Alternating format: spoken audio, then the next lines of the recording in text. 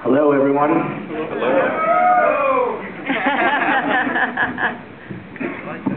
Hold on, I'm not used to this stuff here. Okay. So my name is Ibarra. I'm a small business owner in Nashville, Applied Solutions Group. I am also an active member of the Twitter community, H0ZAE. But what I wanted to talk about is a little bit about the education side and what we're doing besides Twitter and what social media means to us. What I'm doing right now is what anyone else can be doing. I was at a board meeting. Dr. Tony Baldwin is on the board with me, and I mentioned the idea I had just left a meeting that was discussing Google Asheville and the fiber initiative. And while I was there, I thought this brilliant idea: what about our elementary schools and high schools? Who has reached out to them?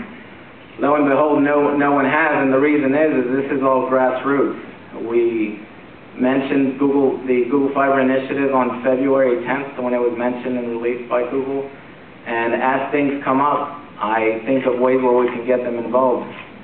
So I approached Jen Blunt with Buncombe County Schools. She's the director of communication, and I was surprised. She was surprised that she had not been approached. And the reason is this is, again, grassroots.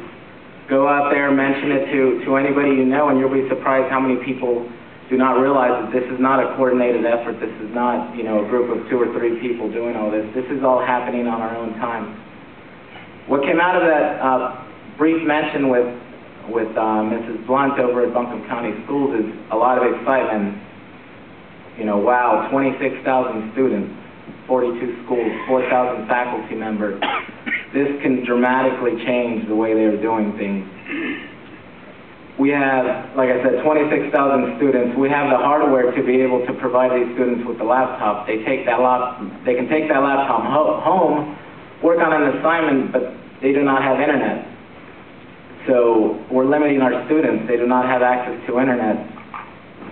So Google Fiber for the Board of for Buncombe County Schools, and again, this is for any kind of schools. This is just the only contact I personally had, would dramatically benefit. And this is beyond the school and the education system. This is about getting the internet connectivity to that home, good quality, and most importantly, cost-effective bandwidth to the home.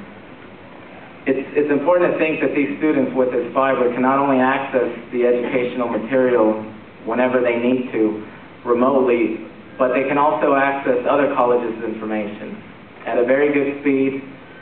They can learn the same things that every other student is learning around the world. We can have students, learning from us as well. We can have teachers here teaching other countries.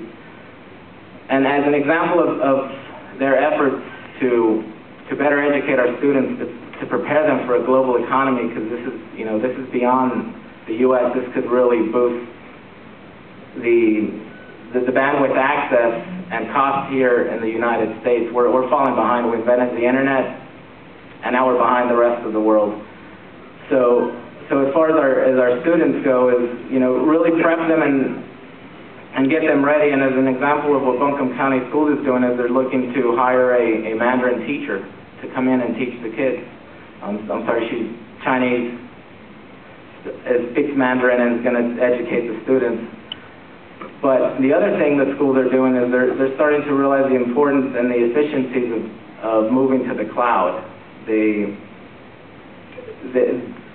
looking to and will be moving email and any web application to Google. This is going to happen. That means that 26,000 students will have access to email. It doesn't mean they will be able to check it at home, but they will have access to an email account. 4,000 faculty members will be able to have a Google account and access to that email. So what we're really trying to do is get our students involved. So we started an initiative, we're calling it Bring It Home Google. And this is more than the school. This is about bringing resources into the home via fiber and high-speed internet.